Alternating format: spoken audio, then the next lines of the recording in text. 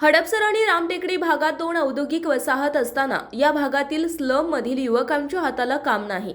पर्यायाने युवक गुन्हेगारीकडे वळतात. रामटेकडी, वैदुवाडी, शंकरमठ आणि परिसरातील नागरिकांना मूलभूत सुविधा नाहीत. राजकारण्यांनी फक्त राजकारण केले आणि नागरिकांना वाऱ्यावर सोडून दिले.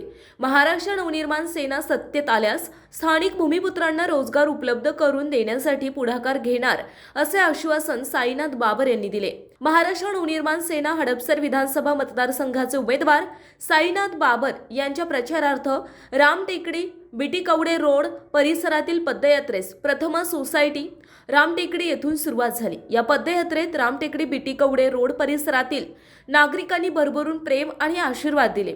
मतदारसंघात विकास करण्यासाठी त्यांच्या सर्वांच्या आशा अपेक्षा असल्याचे त्यांनी सांगितल्यामुळे जबाबदारी वाढल्याची भावना निर्माण झाली.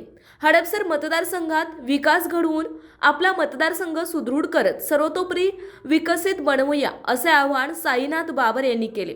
पाणी, वीज, ड्रेनेज या मूलभूत सुविधा अद्याप रामटेकडी, वैदुवाडी परिसरातील नागरिकांना मिळालेल्या नाहीत.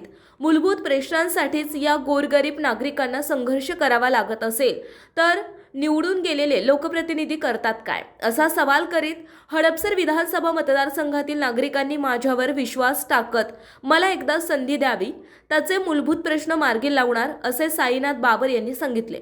या पदयात्रेत रामटेकडी, वैतुवाडी, शंकरमठ, गोसावी वस्ती, म्हाडा कॉलनी परिसरातील स्थानिक युवक मोठ्या संख्येने सहभागी झाले होते.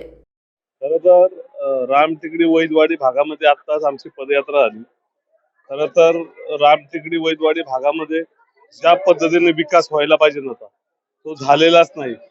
या भागात पाहिलं तर लाईट, पाणी, ड्रेनेज या मूलभूत गरजा अजून पूर्ण आहेत. प्रत्येकाच्या घरामध्ये ड्रेनेजचं पाणी शिरतंय. बऱ्याच लोकांना पिण्याच्या पाण्यात ड्रेनेजचं पाणी मिक्स होऊन येतंय.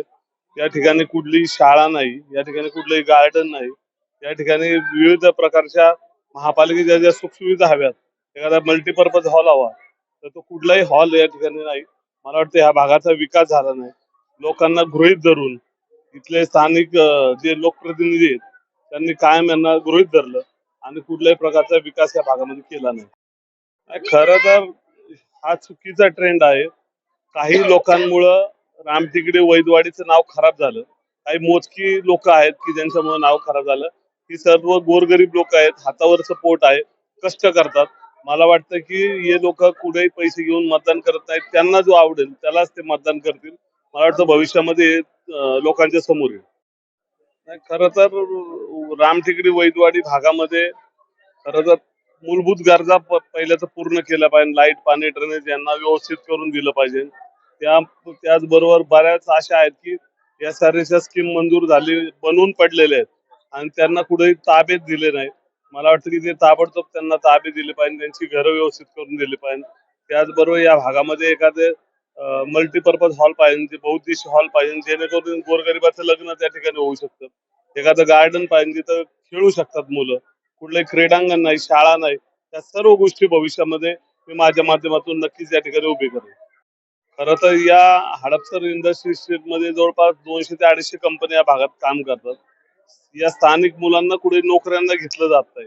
काहीतरी बोटाव मोजे इतक्या मुलांनी जर काही गोंधळ केला असेल, पण सगळ्या वस्तीला नाव ठेवणं चुकीचं आहे. भविष्यामध्ये या भागामध्ये जर तुम्हाला कंपन्या चालवायच्या तर मला वाटतं की स्थानिक मुलांना संधी दिली पाहिजे, जेणेकरून स्थानिक मुलं इथं नोकरी करतील. जर ते चुकीचं वागत असेल तर ठीक आहे, पण जे चांगली मुलं काम करतात, बरीचशी अशी मुलं आहेत या रामटेकडी, वैदवाडी भागातली जी बाहेर जाऊन नोकऱ्या करतात. तिथं लोकल लेवलला नोकरी असताना सुद्धा त्या ठिकाणी दिलं जात आहे. खरं तर या ठिकाणी जवळच आपले इंटरनॅशनल सिरम कंपनी सुद्धा जी अख्ख्या जगाला औषध पुरवते, ती कंपनी सुद्धा या हडपसर भागामध्ये आहे. त्या भागात सुद्धा हडपसर भागातली मुलं घेतली जातात.